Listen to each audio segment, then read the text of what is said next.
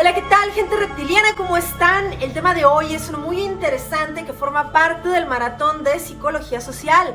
Hoy vamos a hablar de un famoso experimento sobre la validez del diagnóstico psiquiátrico que llevó a cabo el psicólogo David Rosenhan. Y este experimento fue llevado a cabo entre 1968 y 1972. Fue publicado en la revista Science bajo el título Estar cuerdo en lugares dementes. El estudio está considerado como una importante e influyente crítica a la diagnosis psiquiátrica y es conocido, pues como les había dicho, como el experimento de Rosenhan. El estudio constó en dos partes. La primera parte con colaboradores sanos llamados pseudopacientes, fueron 3 mujeres y 8 hombres, que simularon alucinaciones acústicas para poder ser internados en 12 hospitales psiquiátricos de 5 estados de los Estados Unidos. Aquí ya no nos van a cuadrar las cuentas, van a pensar, pues ¿cómo que 12 hospitales psiquiátricos si eran 3 mujeres y 8 hombres? Lo que pasa es que también Rosenhan se incluyó en este estudio, dándonos 12 personas en total. Y bueno, todos fueron efectivamente admitidos y diagnosticados con enfermedades psiquiátricas. Después de ser internados, ¿cómo pues los pseudopacientes se comportaban con normalidad? Comunicaron a los responsables de los establecimientos que ya se encontraban bien y que no habían sufrido más alucinaciones. Pero los responsables médicos no solo no detectaron a ninguno de los pseudopacientes, sino que además creyeron que manifestaban síntomas de una enfermedad mental real. Varios permanecieron recluidos durante meses. De hecho, según el estudio, todos fueron obligados a reconocer que padecían alguna enfermedad mental y a aceptar medicarse con antipsicóticos como una condición para ser dados de alta. El estudio concluyó que está claro que en los hospitales psiquiátricos no podemos distinguir a los cuerdos de los locos. Igualmente ilustró los peligros de la despersonalización y de etiquetar a las personas en las instituciones psiquiátricas. El estudio sugirió también que las instalaciones comunitarias para la salud mental deben de preocuparse por problemas más específicos, en lugar de establecer etiquetas psiquiátricas a las personas, y recomendó también educar a los trabajadores de estas instituciones para hacerlos más conscientes de la psicología social implícita en estas instalaciones. Y es que hasta aquí les podré decir que llegaban las personas, decían, ¿sabes qué? Oigo voces, y ¡pum! Ya, los internaban.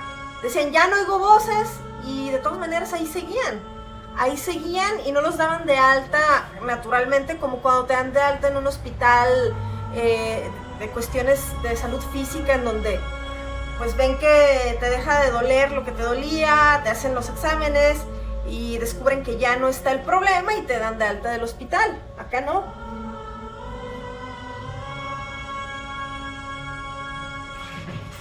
El objetivo de Rosenhan era conocer si los diagnósticos psiquiátricos responden a la existencia en los pacientes de síntomas que pueden ser categorizados, o si por el contrario, los diagnósticos psiquiátricos están en las mentes de los observadores y no son resúmenes válidos de las características manifestadas por el observado.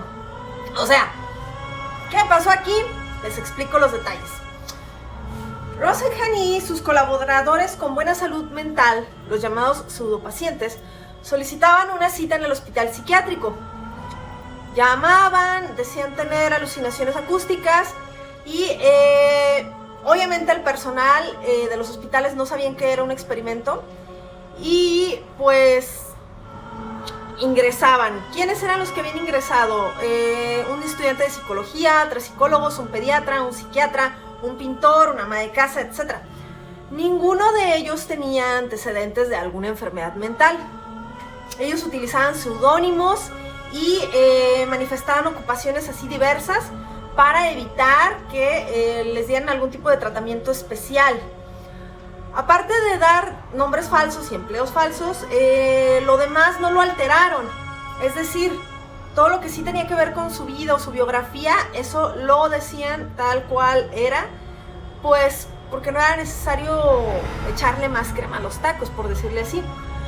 Durante la valoración psiquiátrica inicial, ellos afirmaban oír voces y que pronunciaban palabras como vacío, hueco, apagado. Estas voces no eran familiares y eran del mismo sexo que el paciente. ¿Por qué eligieron estos síntomas? Pues porque había en ellos semejanza con problemas existenciales, pero también coincidía con poca literatura o pocos libros que refirieran a este tipo de psicosis. No le echaron ningún otro síntoma más que el que los acabo de mencionar. Ya que los admitían, ellos se comportaban completamente normal. Como les dije hace ratito, informaban que ya se encontraban bien, que ya no escuchaban las voces, pero pues ellos simple y sencillamente eran calificados como pacientes cooperativos. No decían, estos ya están normales, estos no tenían nada. No, eran como pacientes buena onda, pacientes que cooperaban, pacientes que no daban bronca, pero seguían siendo para ellos unos pacientes. Según el documento escrito por Rosenhan, todos fueron admitidos en hospitales que eran algunos hasta hospitales viejos, algunos infradotados de lo que se necesita en un hospital psiquiátrico. Otros fueron remitidos a zonas rurales, otros a hospitales universitarios que tenían buena reputación, y había uno que era estrictamente un hospital privado. Y aunque todos los pseudopacientes se presentaron con síntomas idénticos, 7 de ellos fueron diagnosticados en los hospitales públicos, curiosamente, con esquizofrenia, y uno con psicosis maníaco-depresiva. En el hospital privado fue donde dieron un diagnóstico como más, digamos, más optimista. Y bueno, la duración de la hospitalización varió entre 7 a 42 días. O sea, periodos bastante largos. Todos fueron dados de alta con un diagnóstico de esquizofrenia en remisión. ¿Qué significa esto? Que la enfermedad se conocía, o sea, se les diagnosticaba y se les percibía como una condición irreversible. Y esto les estaba creando un estigma a los pacientes para toda la vida, en lugar de digamos, considerarlos pacientes que se habían curado. No, al contrario, o sea, es como de ya eres esto y para siempre, ¿no? Y bueno, aquí se asoma un problema común: la persistencia de las etiquetas psicodiagnósticas. A pesar de tomar constantemente notas sobre el comportamiento del personal y otros pacientes, ninguno de estos pseudopacientes fue identificado como un impostor. De hecho, había otros pacientes en estos hospitales que sí llegaban a pensar que no estaban enfermos. De hecho, 35 de los 118 pacientes que se encontraban en ciertos hospitales expresaron la sospecha inclusive de que los pacientes no nada más estaban cuerdos, sino que eran investigadores o tal vez periodistas que estaban investigando el hospital. Imagínense que otros pacientes se dieron cuenta de que alguien estaba cuerdo. Nos habla de que muchos de los otros pacientes que allí estaban posiblemente también estaban cuerdos. En fin. Sin embargo, el personal de los hospitales no consideraban en ningún momento que ya estaban bien o que eran personas cuerdas o que eran impostores. Uno de los mayores retos de este experimento fue que a estos pseudopacientes les dijeron que tenían que salir por sus propios medios, es decir, que ellos tenían que comportarse normal y conseguir que fueran dados de alta por las propias instituciones, por los propios médicos. Eso está súper cañón. En teoría debería ser sencillo, pero no lo era. De hecho, ningún paciente fue dado de alta si no aceptaban que estaban enfermos. Es decir, tenían que aceptar el diagnóstico que les habían dado y comprometerse a tomar sus medicamentos antipsicóticos. Obviamente estos pacientes estaban tirando escondidas estos medicamentos porque sabían que no era necesario tomarlos, ya que ellos no estaban sufriendo ningún tipo de alucinación. Y pues Rosenhan y otros pacientes denunciaron la deshumanización, la invasión a la privacidad y también el aburrimiento que sufrieron mientras estaban hospitalizados. ¿Por qué? Porque sus pertenencias eran revisadas aleatoriamente y algunos eran observados mientras estaban en el baño. También informaron que aunque el personal parecía tener buenas intenciones, en general sí los deshumanizaban mucho, puesto que a menudo discutían sobre los pacientes mientras estaban ahí presentes. De hecho, a veces hacían como que no estaban ahí y hablaban de sus condiciones delante de ellos. En fin, también era muy poca la atención, digamos, terapéutica que recibían. En promedio los llegaban a ver como 6 minutos al día aproximadamente. O sea, se considera que para una persona que tiene una enfermedad de este tipo se requeriría más tiempo, hablar más con el paciente. ¿En qué me quedé? Sí. David Rosenhan, de hecho, fue entrevistado en un programa de la BBC llamado La Trampa, y ahí manifestó lo siguiente. Les cito lo que dijo. Él dice: les dije a mis amigos, a mi familia y a mis personas cercanas, saldré de ahí cuando tenga que salir, es todo. Estaré ahí tal vez un par de días y luego saldré. Nadie tenía ni idea de que pasaría 2 meses ahí. El único modo de salir era aceptar que ellos tenían la razón. Dicen que estoy loco, pues lo estoy, pero estoy mejorando. Esa era una afirmación de la imagen que ellos tenían de mí. O sea, que nunca aceptaron que este güey estaba de acuerdo.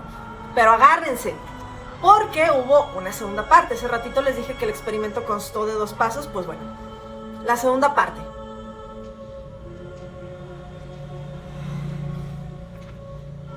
En realidad todo este programa y todo esto ha sido para presumirles mi taza de gatito. Está bien bella. Bueno, continuando. La segunda parte. Esta se llevó a cabo cuando uno de los establecimientos psiquiátricos desafió a Rosenhan a enviar a pseudopacientes a un hospital para que su personal los detectara. Rosenhan aceptó y recurrió a un hospital universitario de enseñanza e investigación, cuya plantilla había oído ya de su primer estudio, pero ellos dudaban que esa clase de errores se pudiera llegar a dar en su hospital. Así que Rosenhan les informó que en algún momento durante los siguientes 3 meses él enviaría a pseudopacientes para ver si los detectaban, ¿no? Pues a partir de ese momento se obtuvieron juicios de 193 pacientes que fueron admitidos a un tratamiento psiquiátrico y al momento de que se les efectuó ciertos juicios o se investigó a estos pacientes,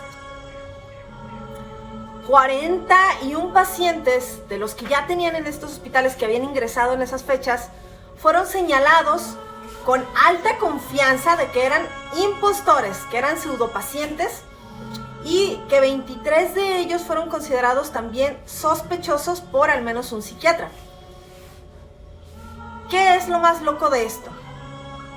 Pues que bastantes pacientes fueron considerados como estafadores o como que estaban haciéndose pasar por enfermos, y resulta que Rosenhan no les había enviado a nadie, a ningún pseudopaciente durante ese periodo.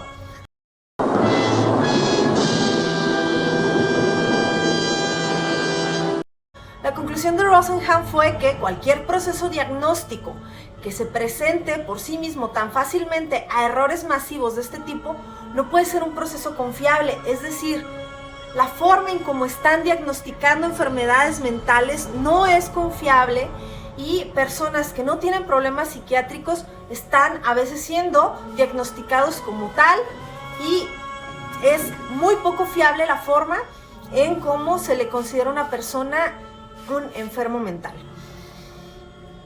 Rosenhan publicó su descubrimiento, como les había dicho, en la revista Science, criticando la fiabilidad del diagnóstico psiquiátrico pero también estaba criticando la despersonalización y la naturaleza degradante de la atención sufrida por los pacientes en el estudio. Su artículo llegó a generar una gran controversia.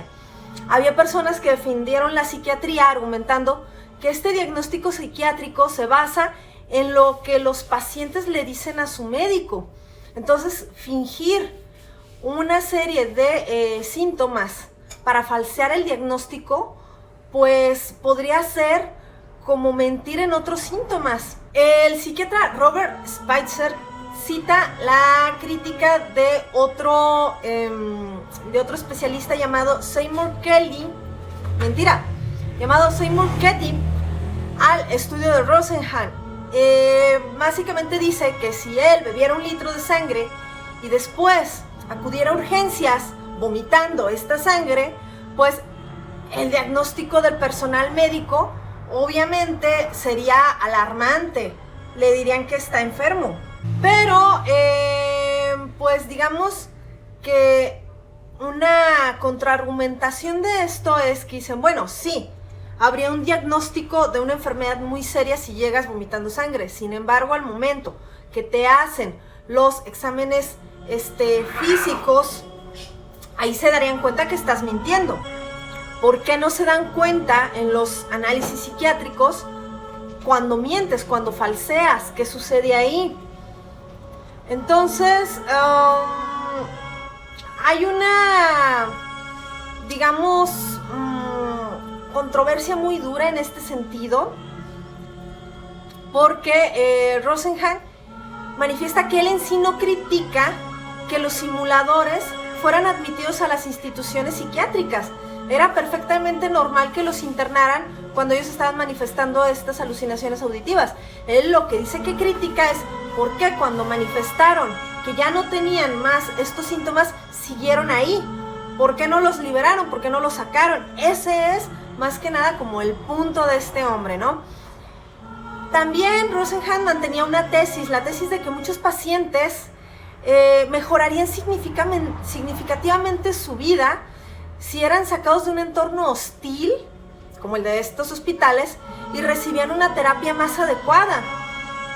De hecho, el estudio de Rosenhan llegó a generar un movimiento antipsiquiatría que de hecho cambió el diagnóstico de la salud de desórdenes mentales, es decir, el DSM edición 3. Y pues se considera que sí hubo ciertas mejoras para los pacientes de instituciones mentales, de salud mental.